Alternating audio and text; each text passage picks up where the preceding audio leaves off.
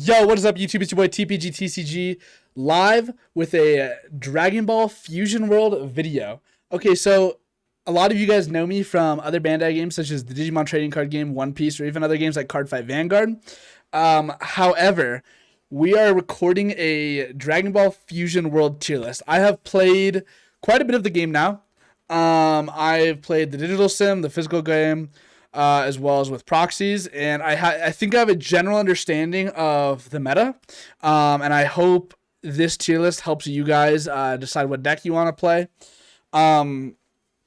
My takes are going to be a lot different than a lot of people's, so take them with a grain of salt. If you have your own takes, please leave them in the comments down below.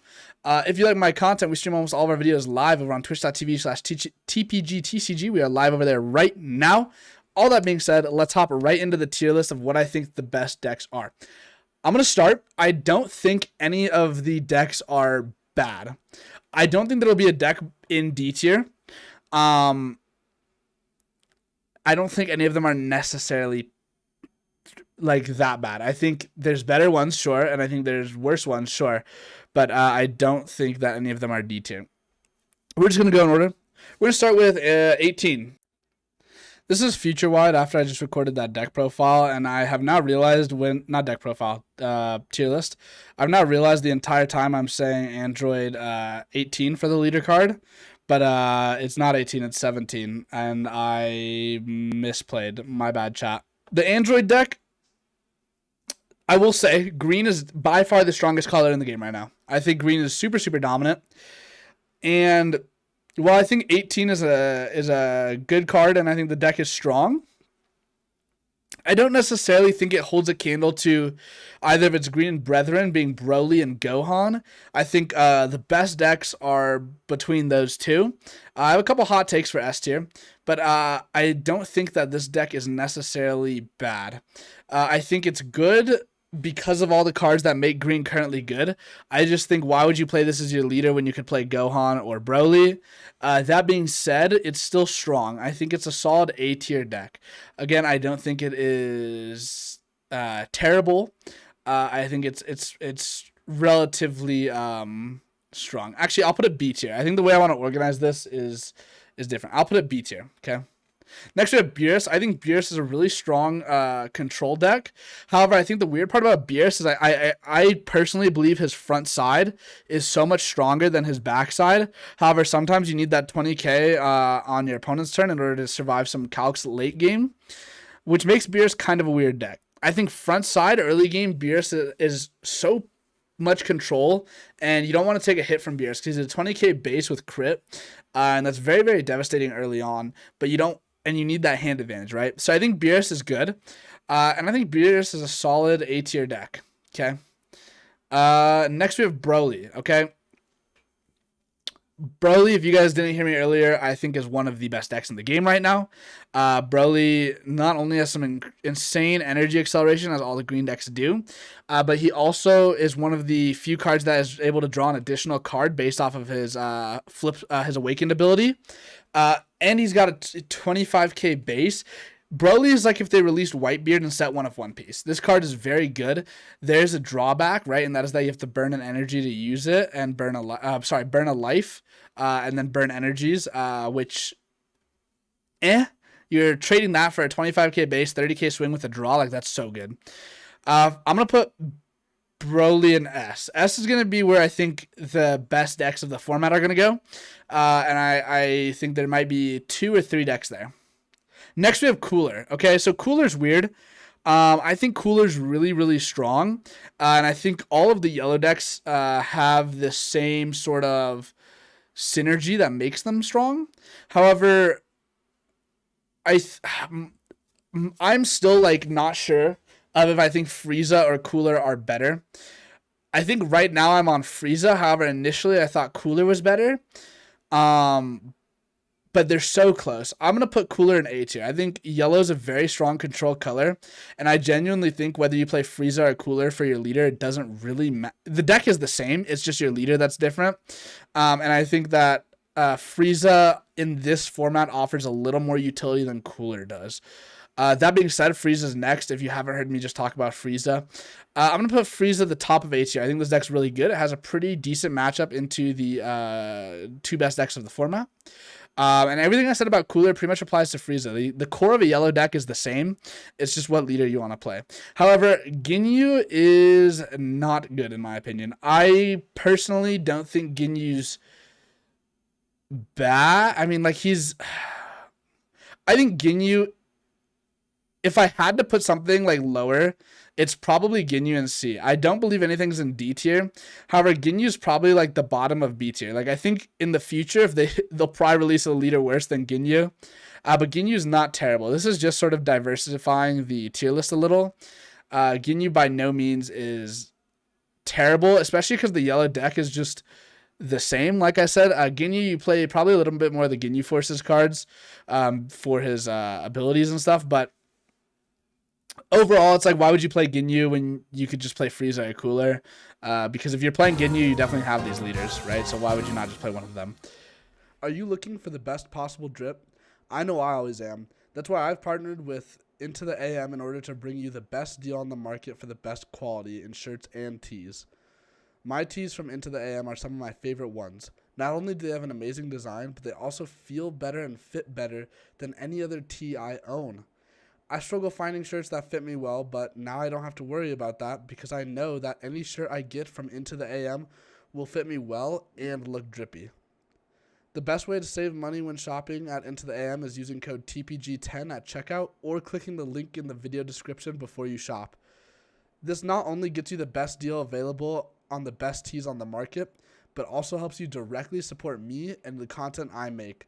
So you use code TPG10 at checkout to get the best deal on the best tees and support me as well. Now back to the regularly scheduled video. The best deck in the format by far is Gohan. I think Gohan is such a strong leader. All of the cards just synergize with what his deck wants to do so well. Overall, he's a 20k on Awakened, and then you get to burn an energy for plus 15 once during the battle, so either your turn or your opponent's turn, making him a 35k, so he's able to beat out Broly numbers, which is very good. And then also cards like Son Goku, why that card's not a once per turn is beyond me. So Son Goku lets you charge an energy when he's played or whenever an energy is discarded.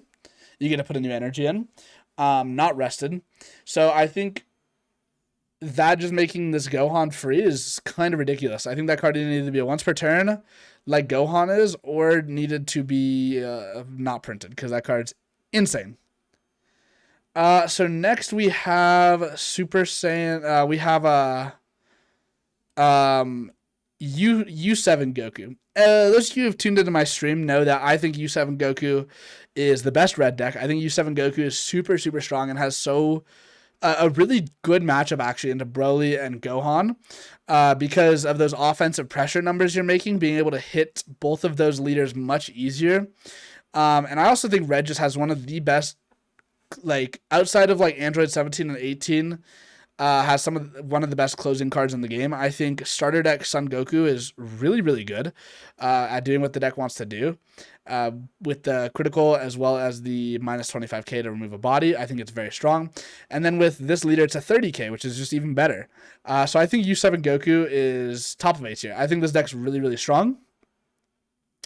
Following that, we have Goku Black. So Goku Black is probably a C tier deck, realistically. It's not very good, but I think it's very cool. It did get a top. I think it has more tops actually than Trunks and Vegeta.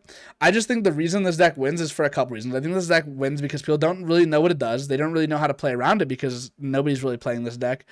And it's a crit leader, right? So it's like Beerus, where it has that critical on the front. However, the front side of Goku Black is not as good as the backside. The backside allowing you to play your boss Goku Black for a reduced cost, which is going to let you get additional bodies and do some really cool late game multi-attacks. However, I just don't think it's enough to keep up with the rest of the decks that are higher above it. It might be bottom of B tier. Again, this is one of my favorite decks, so don't think I'm just like a Goku Black hater. I just don't think it has what it takes to hang around these other decks up here. Next, we have starter deck Goku. I think starter deck Goku's really good. I don't know if I'd put it above Frieza or not. So basically, start at Goku. Instead of giving everything 5k, it only gives one battle card 5k. The cool thing is it can do that one battle card on either turn, once per turn, which is really cool. But a lot of Red's best cards right now in the current format are Hit and Frost, as well as Botamo, which are all not Universe 7 cards.